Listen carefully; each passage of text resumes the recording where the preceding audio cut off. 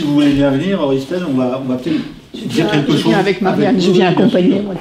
On va dire un petit quelque chose de l'édition. Parce que avant de lire les extraits, si vous voulez bien. Parce que... Juste lire un premier texte. Et puis après, on laisse la place aux artistes. Et puis si on a le temps, on lit un deuxième texte et je parle un petit peu de ma maison d'édition. Oui, oui, d'accord. Mais au fond, c'est bien de mettre les textes. Non, parce que l'idée de l'édition, on le fera peut-être un autre moment dans la soirée. Oui, moi, je disais que la plupart des auteurs sont des comptes d'auteurs.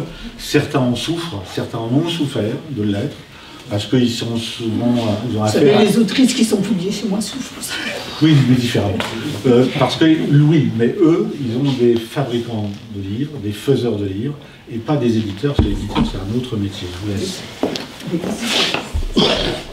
Alors, Marianne va lire le début d'un conte qui a été publié dans ma maison d'édition, donc édition X, l'année dernière, au mois de mai. Donc c'est un livre relativement récent, publié par une jeune femme qui est libanaise, anglaise, française. Elle a au moins 2 de ses 3 nationalités. Elle a grandi à Londres et au Liban. Et elle écrit en français. Et elle détourne des contes. Elle prend des contes bien connus et les détourne. Va-nu-pied.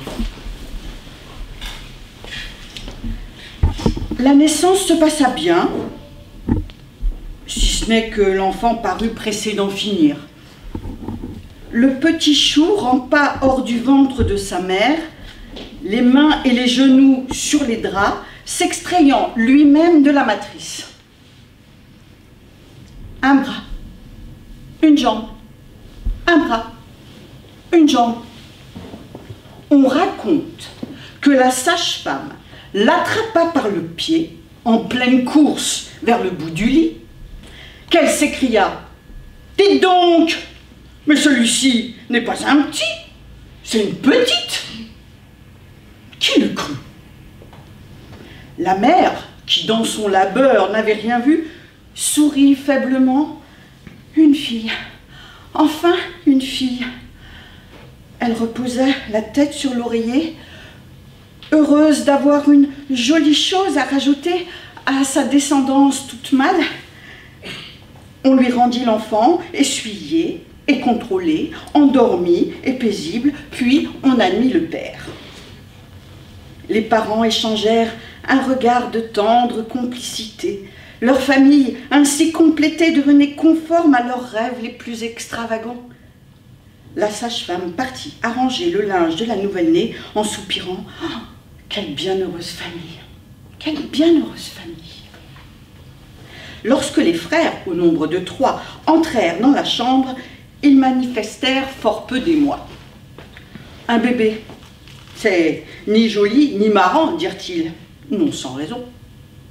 Leur père les ennuya. Caressant béatement le pied minuscule, il parla du miracle de la vie, puis embraya sur la merveille de voir grandir une si frêle petite chose. Il s'interrompit net lorsque le pied du bébé se referma. Surpris, il signala au garçon qu'elle l'agrippait fermement, évoqua un réflexe primitif des premières heures, proposa au plus jeune de faire comme lui, voulut extraire son doigt, pâlit, constata qu'elle le tenait serré, trop serré, tant et si bien qu'il souleva l'enfant, tout entière, en essayant d'extirper son misérable index.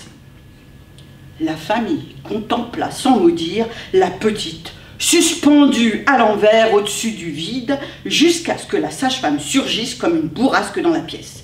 Alors, le père, le doigt toujours prisonnier, s'empressa de poser l'enfant sur le sein de la mère, et quelques instants plus tard, lorsqu'elle rouvrit le pied, il s'éloigna, l'air digne et impassible. À partir de ce moment, les frères furent tout à fait disposés à chérir la petite chose. Ils s'approchèrent en chahutant. Mais le père, encore déstabilisé, leur interdit formellement de la toucher. Il expliqua que les petites filles sont trop fragiles pour les mains des petits garçons. Ce à quoi la sage-femme acquiesça avec conviction. Puis il les congédia sans plus parler de miracles ou de merveilles. Curieux, les frères rendaient visite à leur cadette en cachette lorsque la mère était occupée et leur père absorbé. Se faufilant dans sa chambre, il s'amusait à reproduire et améliorer la scène du jour de la naissance. C'est ainsi que dès son premier mois, sur Terre, elle connut les sensations les plus extrêmes. Tête en bas, agrippée aux doigts de ses frangins. Les inconsciences n'avaient d'égal que leur vigilance. Chaque chute fut anticipée et chaque accident empêché.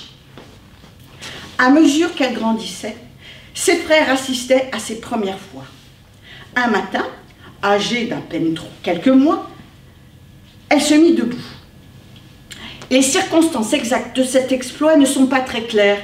Il est communément admis qu'il se produisit après que l'un des frères, le plus créatif des trois, eut soufflé sur le visage du bébé qui se hissa aussitôt sur ses deux jambes pour lui attraper les lèvres. Toujours est-il que 2 jours plus tard, elle avait fait ses premiers pas et qu'il prenait un immense plaisir à la faire trottiner de gauche à droite dans sa chambre de poupon. Un pas. Un pas par-ci, un pas par-là. Elle avait sans doute senti que certaines choses étaient attendues d'elle.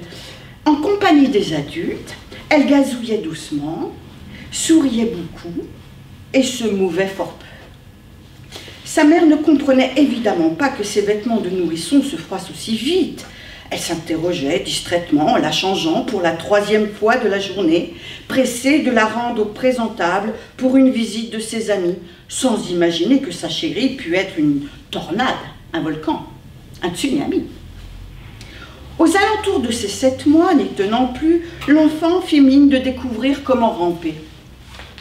Elle mit beaucoup d'efforts à feindre l'incertitude, se trompa volontairement sur l'ordre dans lequel il fallait avancer ses membres pour se déplacer. Puis, perdant patience, 3 jours plus tard seulement, elle se mit à ramper à sa cadence habituelle. Ses parents, vaguement surpris, se consolèrent en se rappelant qu'elle avait commencé à ramper plus tard que ses frères, ce qui pouvait expliquer la vitesse de ses progrès. Mais avant la fin de la semaine, elle se leva ostensiblement après une sieste. Lorsque son père, étonné, la vit fermement campée sur ses petites pattes, il la sortit de son lit pour qu'elle puisse s'entraîner à même le parquet et découvrit avec stupéfaction que sa petite fille marchait sans aucune aide. Un pas déjà, un pas encore. Il se dit qu'elle était bien jeune pour de tels exploits, qu'elle dépassait de loin ses frères au même âge. Mais il crut sage de ne pas en tirer de conclusion hâtive et informa sa femme de cet nouvel état de fait. Elle s'exclama qu'il était bien trop tôt pour ce type d'événement, qu'il avait du mal voir. Mais devant sa fille trottinante, elle fut forcée d'admettre que la chose était non seulement possible, mais avérée. À partir de ce jour, plus rien ne surprit ses parents. Qu'à 10 mois, elle sache déjà monter et descendre des escaliers en courant. Qu'à 11, elle chevauche le chat de la voisine. Qu'à 12, elle se balance au rideau. Qu'à 13, elle grimpe aux arbres. Finalement, tout cela devint banal. C'est à peine s'ils levèrent un sourcil lorsqu'elle fut retrouvée assise sur la branche la plus haute du cerisier du voisin, le visage noir et violet de jus de cerise, dans une opération de vol manigancée par ses frères, restés au pied de l'arbre avec des paniers qu'elle remplissait en se baffrant. Le voisin spolié n'avait pas été impressionné par la dextérité de la petite. Lorsqu'il ramena les enfants hilars chez leurs parents, en tenant la fille par la cheville, tête en bas, il s'exclama : « Celle-ci est anormale. Elle pervertira ses frères.